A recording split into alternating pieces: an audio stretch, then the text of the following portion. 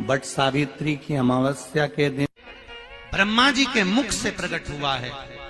सौभाग्यवती नारियां अखंड सौभाग्य के लिए बट सावित्री का व्रत आप लोग करते होंगे, कई लोग अखंड सौभाग्य के लिए करेंगे, क्योंकि इस बट के पेड़ के नीचे भगवान विष्णु शंकर जी से विनती करे थे वर के लिए, इसलिए अखंड सौभाग्य का देने वाला, जिसका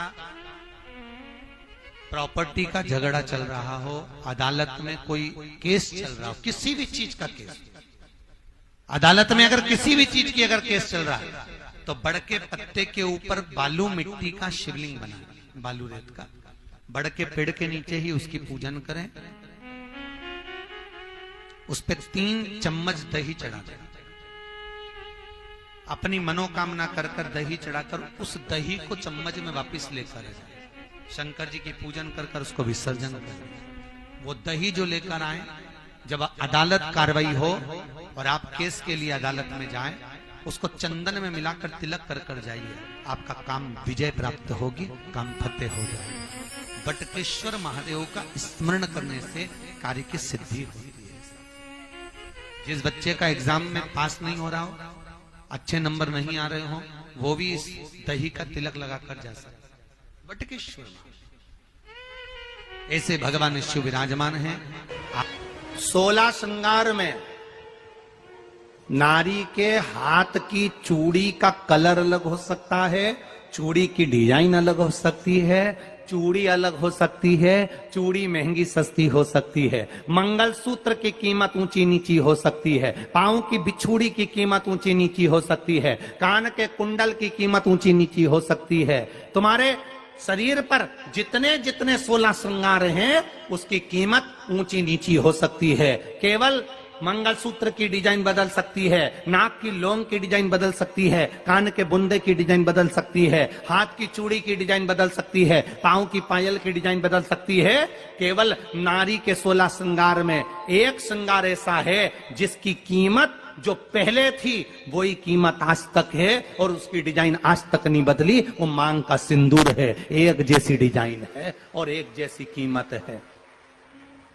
सारे श्रृंगार की कीमत अलग, पर मांग में जो सिंदूर डाला जाता है वो एक कीमत का होता है, एक डिजाइन का होता है और एक जैसा होता है, और वो सबसे भारी होता है। सावित्री यमराज से कह रही है मेरे पति को छोड़ दो। यमराज कह रहा है सावित्री तेरा पति मर चुका है, मांग के सिंदूर को पोंछ दे। सावित्री कहती है पूरा श्रृंगार उतार दूंगी पर मांग का सिंदूर नहीं पूछने दूंगी। तब यमराज ने कहा जब तक तू मेरे मांग का अपनी मांग का सिंदूर नहीं उतारती तब तक तू मेरे पास नहीं आ सकती। भगवान यमराज से सावित्री ने कह दिया मैं भी तुझे वचन देती हूं यमराज, मेरी मांग में जब तक सिंदूर है, जैसे सीता ने लाइन, लक्ष्मण जी ने लाइन खींच दी थी और सीता पार नहीं जा सकती थी, मैं भी तुझे वचन देती हूं जब तक नारी की मांग में सिंदूर है तब तक तू उसके पति को उसके सामने लेकर नहीं जा सकता। यह भी मैं तुझे कह देती हूं। यमराज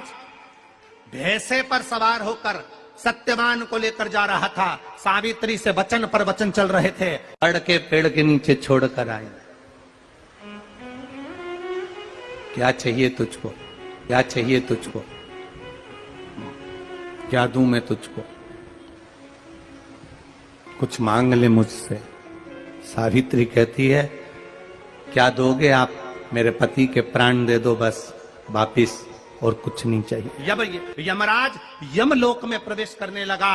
मांग के सिंदूर में से थोड़ा सा सिंदूर सावित्री ने केवल हाथ में लेकर अपनी बिंदी पर जो लगाया, सत्यवान को लेकर यमराज अंदर नहीं जा पाया। बाहर खड़े होकर कहता है मांग ले, मैं तुझे एक वचन नहीं, तू बोले तो मैं 2 वचन दे देता हूं, तू बोले तो मैं 3 वचन दे देता हूं, तू मांग क्या चाहिए। तब सावित्री ने कहा देना चाहते हो, हाँ। अब यमराज को लगा कि लालच में पड़ गई सावित्री, तब कहा पहला वचन दीजिए, मेरे अंधे सास ससुर के नेत्र वापिस आ जाएं। यमराज ने कहा तथास्तु। दूसरा वचन दीजिए, मेरे सास ससुर अपने पोता पोती का मुख देखें। यमराज ने कह दिया तथास्तु।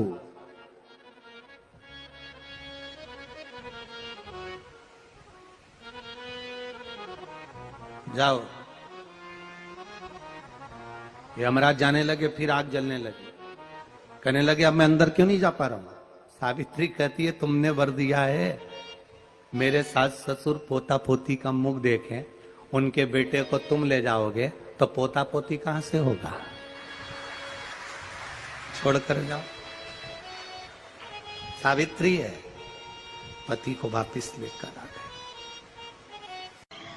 कर्जा मुक्ति के लिए सारे वृक्षों में अगर कोई श्रेष्ठ वृक्ष माना गया है तो वो बट का वृक्ष माना गया महाराज। इसलिए प्रशासनिक कार्य के लिए, मानसिक टेंशन में, परेशानियों में बटकेश्वर महादेव का स्मरण किया जाए।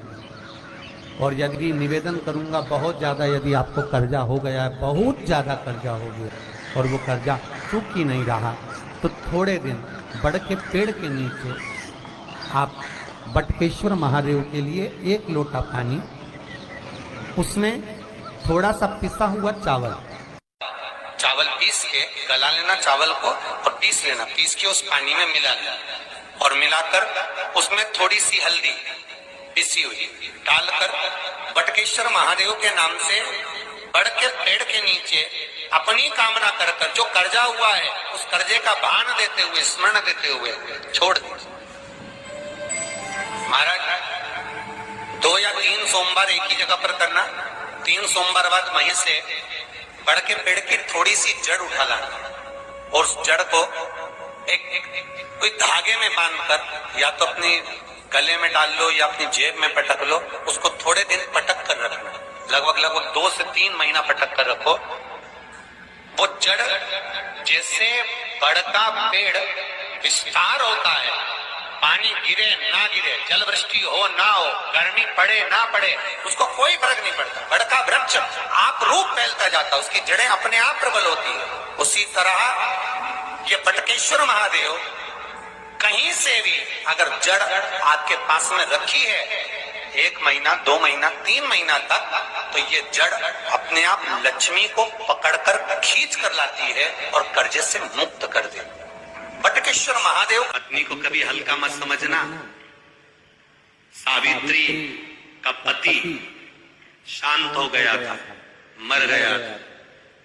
बड़ के पेड़ के नीचे यमराज उसको लेने के लिए आ गए और सावित्री को छोड़कर यम उसके पति के प्राण लेकर जाने लगा। सावित्री मैया अपने सात्वित्व के बल से, सावित्री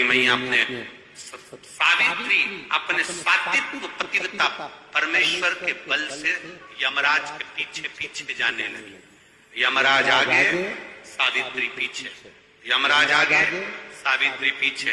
यमराज ने पलट कर देखा तो पीछे सावित्री आ रही थी। सावित्री से पूछा तू मेरे पीछे क्यों आ रही है? मेरे पति सत्यवान को तुम लेकर जा रहे हो, मेरे पति को छोड़ो। यमराज ने कहा इसका अंतिम क्षण है, मर चुका है, जाओ नीचे उसके शरीर का अंतिम संस्कार करो, नहीं तो कोई जानवर खा जाएगा। सावित्री बोली मैं जाने वाली नहीं हूं, मेरे पति को छोड़ो। यमराज कहते हैं हम जिसको पकड़ लेते हैं उसको छोड़ते नहीं है। यमराज लेकर जाने लगे, सावित्री और पीछे चली, सामने यमलोक था, अंदर सावित्री जाने लगी तो यमराज ने रोक दिया, रोक, कहां जा रही है तू, अंदर क्यों प्रवेश कर रही है, मेरे पति सत्यवान को छोड़ दो। यमराज प्रसन्न होकर बोले सावित्री आज मैं प्रसन्न हो गया तुझ पर, क्योंकि तू मेरे दरवाजे तक आई है, मांग तुझे क्या चाहिए। सावित्री कहती है मुझे 2 वर दे दो, मुझे 2 वर दे दो। अब तो यमराज प्रसन्न हो गया, ये अपने पति को भूल गई, इसने अपने पति को छोड़ दिया। ये अपने पति को भूल गई, इसने अपने पति को छोड़ दिया।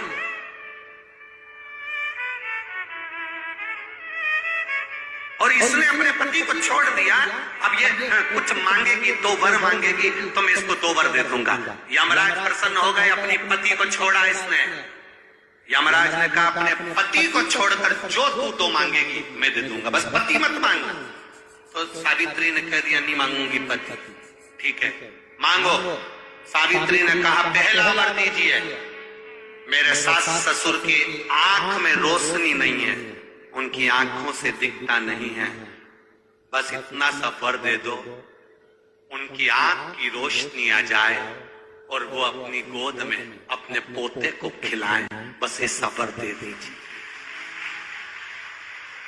यमराज प्रसन्न हो गए, इसने पति नहीं मांगा, तथास्तु।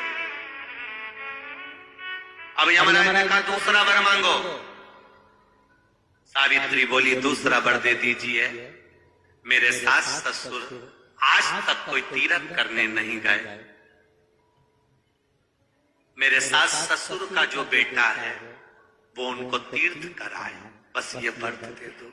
यमराज ने कहा इसने अपने पति को नहीं मांगा, तथास्तु। अब यमराज ने कहा जा सावित्री के कहां जाऊं? आपने कहा था मेरे सास ससुर जब आंखों से रोशनी पाए अपने पोते को खिलाएं, पति तुम ले जाओगे तो पोता आएगा कहां से? पति तुम ले जाओगे, पोता कहां से आएगा? और यदि मेरे सास ससुर के बेटे उसको तीर्थ कराए तो मेरा पति अगर तुम ले जाओगे तो उनका बेटा ही तो है, तीर्थ कराएगा कौन? यमराज प्रसन्न हो गया, उसने उस सत्यवान को वापिस लौटा दिया। वो सत्यवान सावित्री।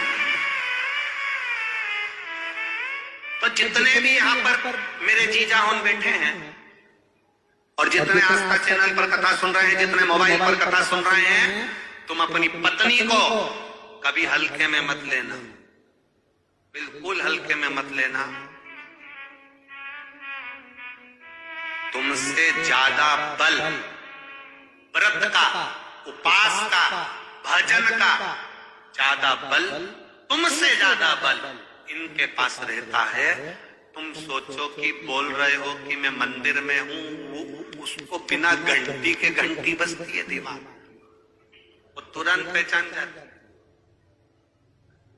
तुरंत।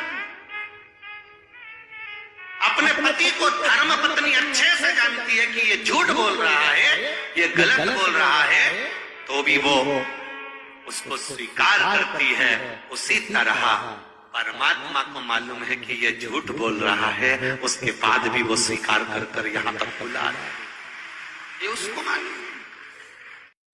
श्री शिवाय नमस्तुभ्यं।